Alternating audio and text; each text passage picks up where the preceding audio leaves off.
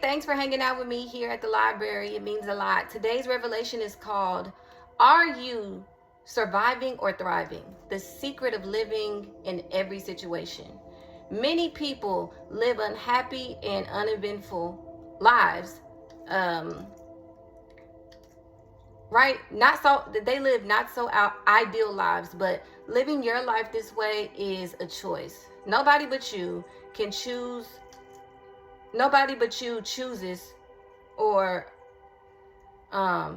chooses to live your life, right? You choose to live your life in whatever way. Miserable, depression, anxiety, happy, joy, laughter, peace, acceptance.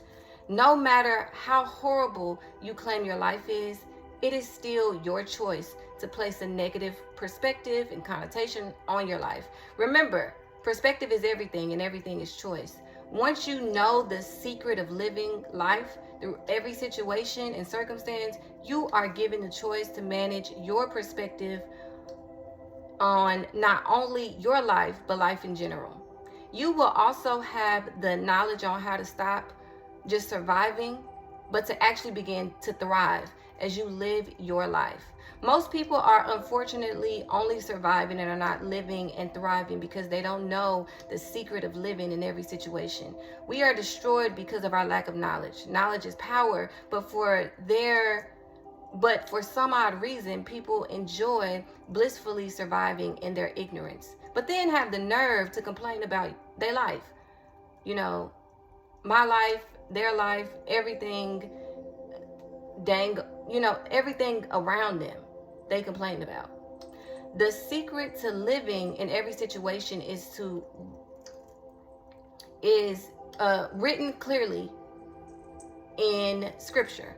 But for whatever reason, you and all these church leaders have looked over it.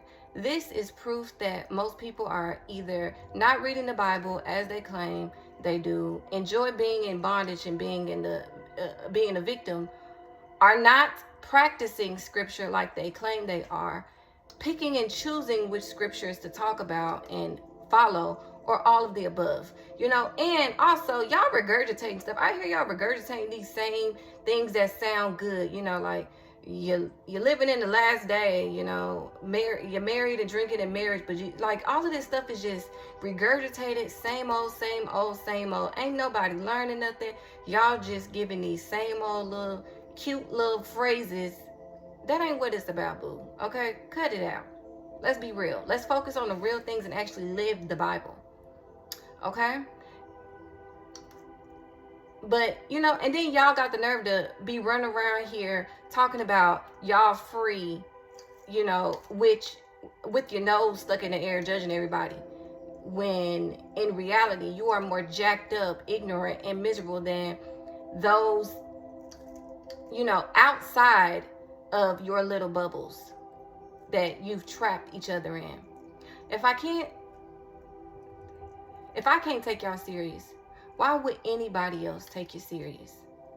Yeshua did tell us that we know them by their fruit. This is why I don't care about how loud you pray and how much of the Bible you've memorized, or how much you've deceived yourself into thinking that you got everything all figured out. I'm watching your fruit, babe, okay?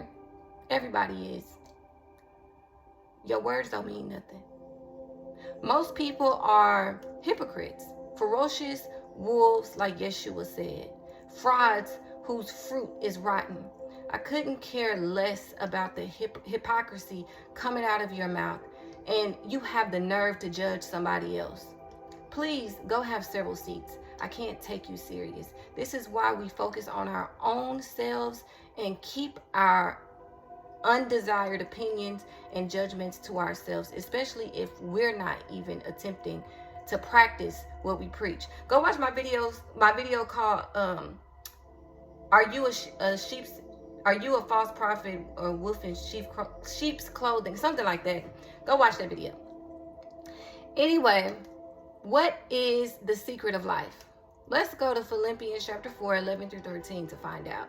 Philippians 4, verses 11 through 13. Not that I was ever in need, for I have learned to be content with whatever I have. I know how to live on almost nothing or with everything. I have learned the secret of living in every situation, which, if it's with a full stomach or empty, with plenty or little. For I can do everything through Christ who gives me strength. Moonlight. Did you catch the secret of living in every situation? I'll give you a hint. Most people do the opposite. Okay, I'll just tell you. The secret to living is found in contentment and gratitude. A lot of people are too needy and entitled, which are signs that they lack contentment and gratitude. Paul said that he had everything he needed, whether his stomach was full or empty, whether he had a lot or little. He wasn't out here scamming people. He wasn't out here controlling, trying to control nobody, bank account, feeling like you entitled to give them money, or you entitled to sit on the phone with them all day or hear them complain. He wasn't complaining and whining and putting up a fight because something didn't go his way. He just said, okay, whatever happens. I'm content. I'm grateful for what I have, for what I don't got. If I lost my job, if I got my job, if I lost my phone, if I found my phone, whatever, he was at peace. He was content. Okay. He always, no matter what, was content and grateful. How many of us complain when we don't have the exact food we want, yet we have a refrigerator full of food, or complain about being single, or about what someone else is doing, saying, or believing in? You complaining because so-and-so didn't pick your call up. If you always need something and are always complaining, how can you possibly be grateful and content? Your focus is on your lack and on all the things you don't have. And because of that, you begin to neglect the things you do have. And because all you do is whine, complain, and focus on your lack, you will in turn attract more lack and more things to complain and whine about and be ungrateful for. Remember what Proverbs says: such as a man thinks in his heart, so is he. So, such as you think, right, so shall it be. Nobody, including God, whom I call love, is going to bless and elevate someone who is not content and grateful with what they have and with what they don't have. If you can't be grateful with the little, how could you be grateful with a lot? Because then you'll start expecting more. Oh, I got $5. God gave me 10. Okay, I need more. Okay, I got 20. Now I got 40. I need more. If you can't be grateful with the $5, you won't be grateful with the 40. You're greedy. You're going to always feel entitled. So that's where you learn to be grateful and content. That's how you are multiplied. God multiplies you, multiplies your wealth, multiplies your knowledge, multiplies whatever is going that you need. When you can grasp this secret, when you can understand this mystery of how to live life, you will see a drastic change. The battle, the conflict is in the mind. And once you can renew your mind and train your mind and seek after the good in everything and in everybody, and the moment you truly understand that perspective is everything and everything is choice, will be the moment you begin to see growth. My bad.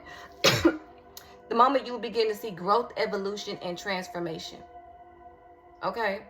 It ain't the devil. The devil is not sitting here doing everything. It's not where in the Bible, in the scriptures, where it says, where Paul said, oh my God, the devil is doing this. God, I got to do spiritual warfare. Show me. He said, whatever I have, he didn't blame it on the devil. He said, I'm grateful and content. He wasn't complaining about no devil. Okay? Because all y'all do every time something go wrong, the devil did it again. No. Maybe it's something you've done. Maybe it's something that you've attracted to yourself with your mouth, with your ungratefulness. Okay? With your entitlement. Maybe it's a lesson for you to learn. Romans 12:2. Be transformed by the renewing of your mind. Moonlight. When you stop being a victim and truly understand that you have the strength and the capacity to do everything, including being content and grateful even during the toughest of times, Surrender, relax, and be still, and stop resisting, complaining, and trying to fight your way through life. Everybody claims they trust God, whom I call love, but your fruit show the opposite. You've made it this far, even though you were kicking, screaming, complaining, and whining. Just imagine where you could go if you got out the survival mode and stopped resisting, complaining, and whining, but instead chose to live in contentment, gratitude, and surrender. So that you choose to continue being, oh, my bad. So do you choose to continue to be needy, complain, and whine about everything you don't have? Or do you choose to be content and grateful with what you have already, whether it's a lot or a little? Do you choose to continue keep being a hypocrite? Or do you choose to be self-aware and renew your mind so that you can be transformed for the good? Do you choose to live life no matter the circumstance in a state of contentment, gratitude, and surrender? Or do you choose to keep resisting, fighting, complaining, and whining because you have victimized yourself so that you can keep trying to manipulate love and everybody around you to feel sorry for you? Which doesn't work, by the way. Do you choose to continue to remain in survival mode, or do you choose to evolve into thrival mode? Survive or thrive. The choice is yours. Have fun. If you learned something, let me know in the comments. If you disagree, argue with your mama, not with me. I'll call it for you. If this revelation helped you in any way, like and share it with a friend, and turn notifications on so you never miss any of our hangouts where the tea is hot and spilling everywhere. Making choices can be scary. That's why positive perspective is necessary. And with that, I choose to leave you to make your decision. Kiss, kiss. Mwah. Bye. Miss me a little bit.